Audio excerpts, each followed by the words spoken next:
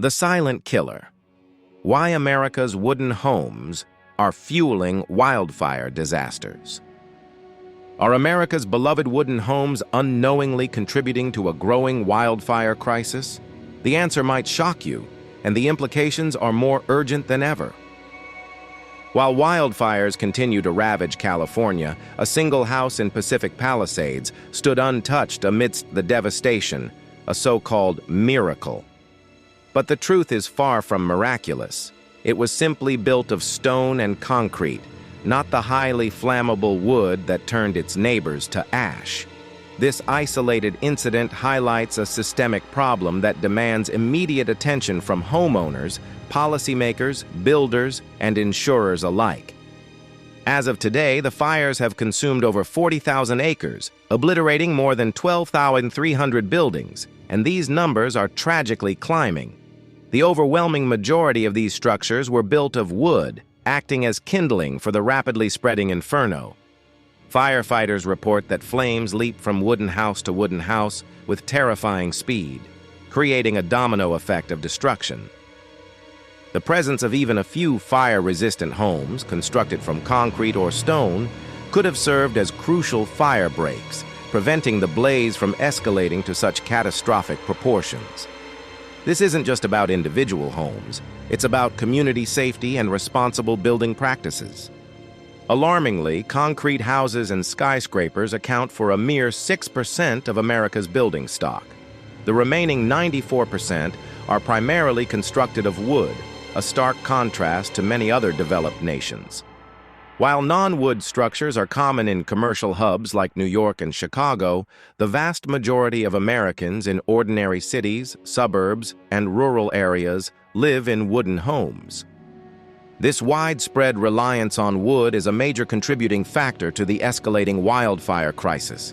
The time for complacency is over. We must confront the uncomfortable truth about our building practices and their devastating consequences. The government has repeatedly urged homeowners to consider fire-resistant alternatives to wood, particularly for exterior walls. Several states have attempted to mandate stricter construction requirements, but these efforts have been largely ignored.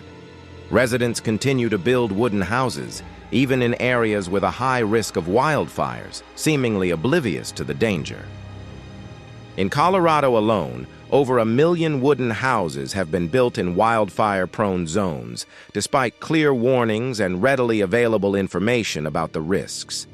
Approximately 44 million homes in America, located near forests, are classified as high risk for wildfires, yet the construction of wooden structures persists. This disregard for safety is not only reckless, but also unsustainable.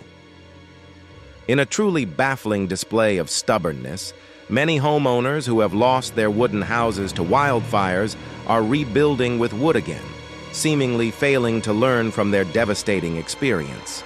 This cycle of destruction has pushed insurance companies to take drastic measures. More than 12 major insurance companies in the U.S. have withdrawn coverage for wooden houses in fire-prone areas, sending a clear message: build with wood at your own risk.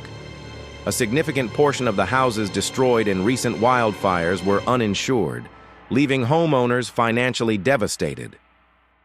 While insurance companies are attempting to mitigate their losses, they are still facing staggering payouts. These wildfires are estimated to cost them between $20 to $40 billion, a burden that ultimately affects all policyholders. The question remains, why are Americans so stubbornly attached to wood? It's not about romantic notions of blending with nature or preserving wildlife. The United States is, in fact, one of the world's largest deforesters, losing over 36 million trees annually between 2001 and 2020, reducing its forest area by 100 million acres. The real reason is simple: cost. Wood is significantly cheaper than concrete in America due to the country's vast forests. The U.S. boasts over 3 million square kilometers of forests, making it the fourth most forested country in the world. This abundance translates to an endless surplus of wood, while concrete and steel remain more expensive. Building a reinforced concrete house in America can cost up to 10 times more than a wooden one. For many Americans, wood is simply the cheaper, faster, and easier option. Wooden houses can be constructed and move-in ready in a matter of months or even weeks, and the workforce skilled in wood construction is far more abundant than those trained in concrete and steel. Beyond economics, wooden houses have become a deeply ingrained social tradition in America, dating back to the arrival of European settlers in the 16th century. They needed to construct large numbers of houses quickly, with minimal effort and cost, and wood was the perfect solution. This habit has been passed down through generations, but it's time to question whether tradition should outweigh safety. Fortunately, a new construction method is gaining traction in some American homes: passive building.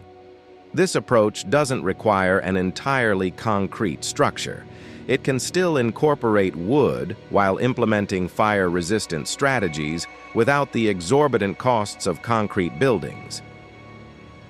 Passive building is designed to minimize energy consumption by preventing indoor heat from escaping and outdoor heat from entering, while maximizing solar absorption.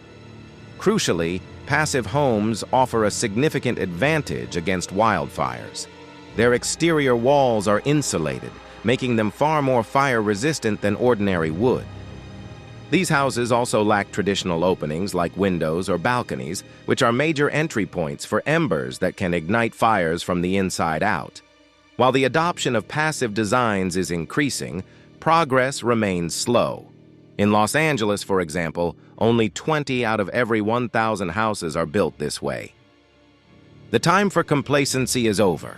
We must take immediate action to protect our homes and communities from the devastating effects of wildfires. Here's what you can do. Homeowners, research fire-resistant building materials and consider retrofitting your home with fire-resistant siding, roofing, and windows. Explore passive building techniques for new construction or renovations. Policymakers, enact stricter building codes that mandate the use of fire-resistant materials in wildfire-prone areas.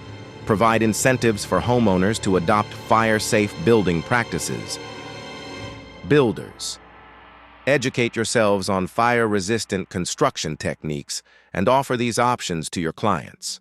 Prioritize safety over cost when building in high-risk areas. Insurers, offer incentives for homeowners who build or retrofit their homes with fire-resistant materials. Work with policymakers to develop comprehensive wildfire mitigation strategies. The future of our communities depends on our willingness to embrace change and prioritize safety. Let's work together to build a more resilient and fire-safe America.